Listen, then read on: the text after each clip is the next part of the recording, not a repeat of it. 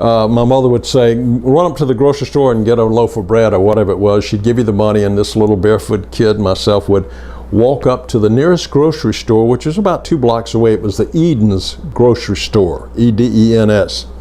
Further down on the next block was the A&P grocery store. So if I couldn't find what I wanted at the Eden's that Mom had asked me to buy, I'd go that extra block to to A&P and shop in the A&P. There are no A&Ps in Columbia today, but that was one of the major grocery store chains in America. I think it's still around, but it's just not in Columbia. Also on the very corner of Main and Anthony was an Esso station, not Exxon, Esso. And we did all of our buying of gas there. My mother would give me $1 to go get $1 worth of gas. $1 worth of gas? Yeah, it was 3 gallons. 30 cents a gallon, you could get 3 gallons of gas, and you didn't drive much. The only furthest place you drive was down Main Street, where all the business was on both sides of Main Street. Belk's, Eford's, Halterwangers, all the movie theaters except for the one in 5 Points were all on Main Street.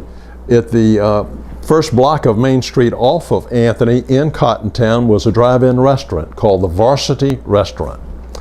Today, if you go there, it's nothing, the building is still there, but it's right across the street from a fire station that was built in it's either the 40s or the 50s. It's pretty old. There's a fire station right there, and across the street from that was the Varsity Drive-In Restaurant. And going to drive-in restaurants when we were in high school was very popular. All the guys would pile in the car and they would cruise the drive-ins looking to try and pick girls up. Never had much success. But there were also girls driving around in cars doing the same thing. I don't know how much success they had. I can just tell you that we were looking hard and strong. We didn't have any money then, but it was a favorite pastime. Right across the street from the Varsity was the Seawell's Drive-In Restaurant, and it was okay, but it wasn't as exciting as the Varsity. Further down the street was Doug Broom's Drive-In. And when they first opened Doug Broom's Big Boy Burger restaurant, he made it a point to hire the best looking car hops in Columbia.